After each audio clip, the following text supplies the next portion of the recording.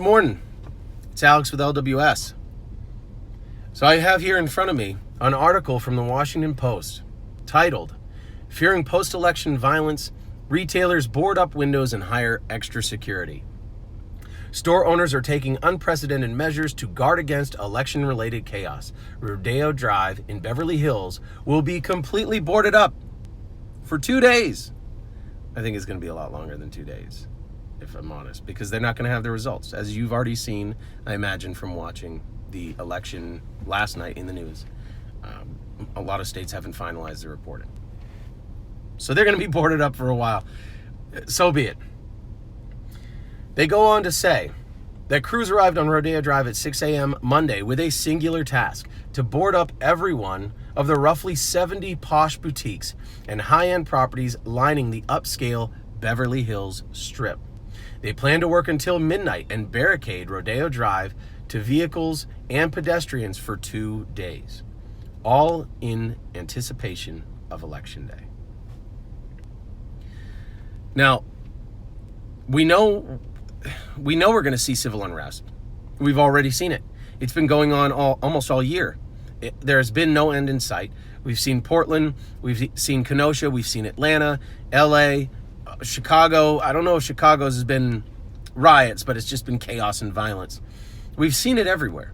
Even Boston at one point had, riots. It was pretty weak, but they did still burn some stuff and break some stuff. Mindless crap. All right, so it goes on to say, Ferragamo, if I'm saying that right, I don't know the store, is boarded up. Prada is boarded up. Dolce & Gabbana is boarded up, said Kathy Gahari, the vice president of the Rodeo Drive Committee. Now, if you are causing chaos after the election and you think you need to go destroy a Prada or a Dolce and Gabbana, whatever the hell you call this crap, if you think that's what you need, you're an idiot. None of this stuff is even useful. This is my personal opinion. All right. I don't know why anyone would want Prada or Dolce & Gabbana. I don't know. I don't think they make a difference. But if someone wants to go down to Rodeo Drive and steal some stuff from some stores that make stuff that looks like you're wearing a clown suit and sell it for way too much money, good for you. If I were going to break in, which I'm not, I would go and take the stuff and throw it in a dumpster or give it to Goodwill, because I don't want to wear it. I think it's pretty ridiculous. But if it helps somebody in need, sure. I'm not saying I would do it. I'm saying hypothetically, if that were to happen, that's what I would do with those products. So it goes on. Rodeo Drive is among the most desirable streets in the world, which means we're one of the biggest targets. What we do not welcome is people with ill intentions who are here to destruct property. Well, I can agree with that, and I think most of us will agree with that. We don't really want people to come into our neighborhood or come over to where our business establishment is, or our friends or families, whatever. We don't want people to come over to those places and destroy them, to loot them, to commit arson and burn them down, and to commit violence to any of the people in those areas.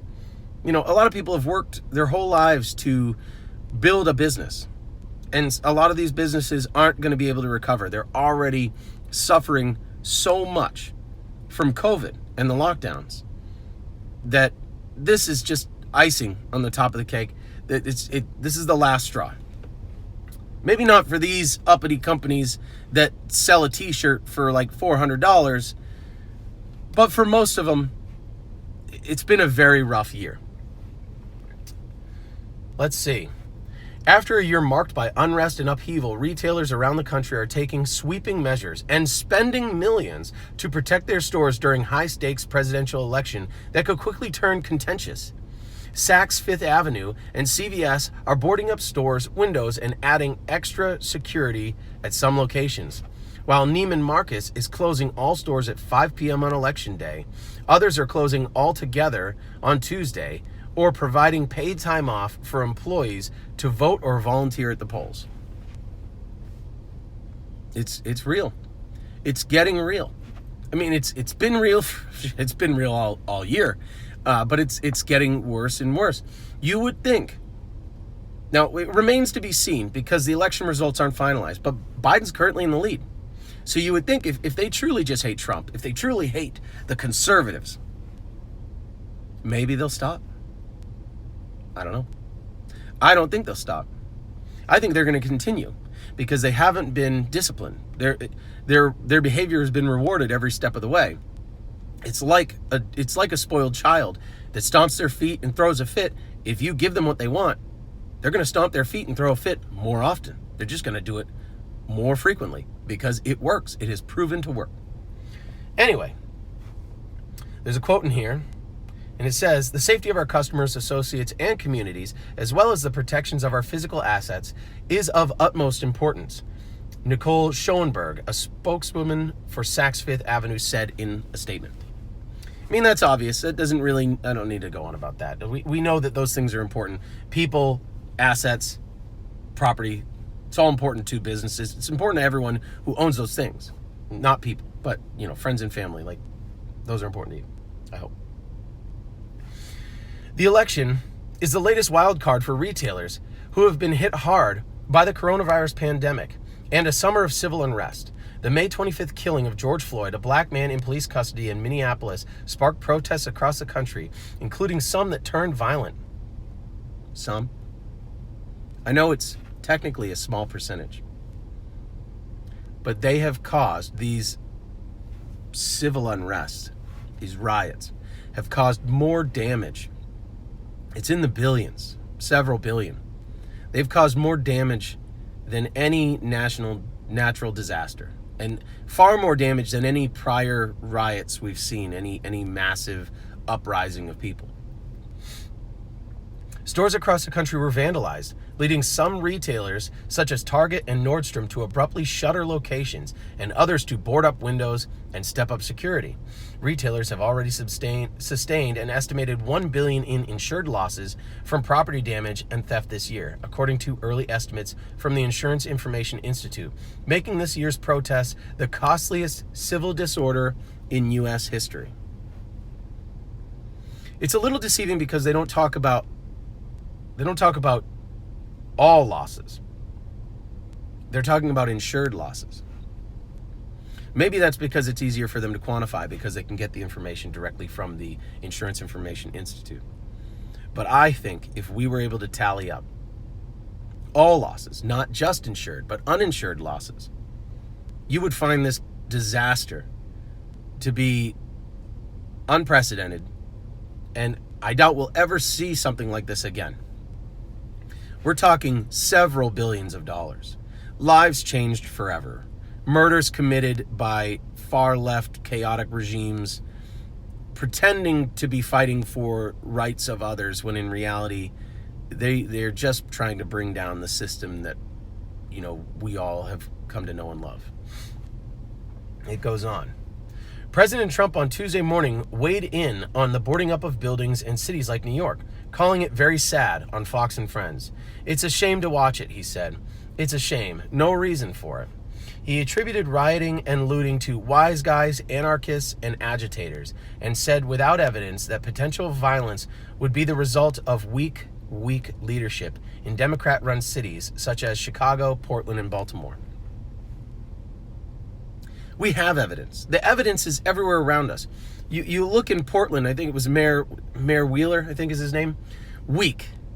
That guy is pathetic. I mean, he literally ran away. They went and they hate him. He's tried to march with them. He's essentially sided with these anarchists. And even still, they're like, shut up, get away, we don't like you. We're going to, try to burn down your building. I'm pretty sure they threw, burning material into his building, threatening to burn it down, and he wasn't home at the time or something like that. And he still hasn't come out to really fight against it, to empower his law enforcement to stop it. So for the media, for the Washington Post in this case, to try to say that Trump made these claims without evidence, well, that's just BS. We all know the evidence has been on TV all year long. And if you're someone who does your own research and you actually, sort through the crazy stuff on the internet and find the the truth without CNN's spin, you know the evidence is all around us. It's everywhere. There's so much proof that these weak Democratic leaders, or Democrat leaders, not Democratic, they're responsible for this chaos being allowed to, grow exponentially. If they had done their job, if they had allowed their police to do their job, if they had forced their prosecutors and district attorneys to do their job, they would have quelled this violence much sooner. Because if people are facing real consequences for their actions, they're not going to continue doing this. But we allowed it to grow. We being these Democrat leaders, they allowed it to grow. They allowed it to fester and eventually grow out of control. It is their fault. So when Donald Trump says it's a shame, and he blames it on the weak leadership of these Democrat-run cities, he's not wrong. And it's not a claim made without evidence. So that's, sorry. Again, Walmart last week removed all guns and ammunition from thousands of store displays, citing fears of civil unrest, after some properties were ransacked when rioting broke out in Philadelphia following the police shooting of Walter Wallace Jr., a black man whose family said he was in the midst of a mental health crisis. The company later reversed its decision, saying incidents have remained geographically isolated. Commercial security companies and contractors say they have been fielding round-the-clock calls from business owners who are worried about the protests and the riots. All of the requests are the same: board up everything before Election Day, said a manager at Commercial Glass Door Repair in Washington, D.C., who spoke on the condition of anonymity because he is not authorized to speak on the behalf of the company. If you go downtown, everything is boarded up, regardless of whether it's a luxury store or not. It's never been like this before. It seems like we're just looking for reasons, we being Antifa, and I'm not Antifa, but it seems like Antifa and its supporters and the extremists that find themselves aligning with BLM, it seems like they're grasping at anything to cause chaos, to cause mayhem. There's no reason for these attacks. And yeah, you don't have to like a politician, but there's a reason why we vote. There's a reason why we have elections. Your voice is heard. You just have to go vote. It's that simple. You don't have to, you shouldn't anyway, go burn down communities, assault people, murder people, loot their businesses, and ruin their lives because you don't like their political opinion.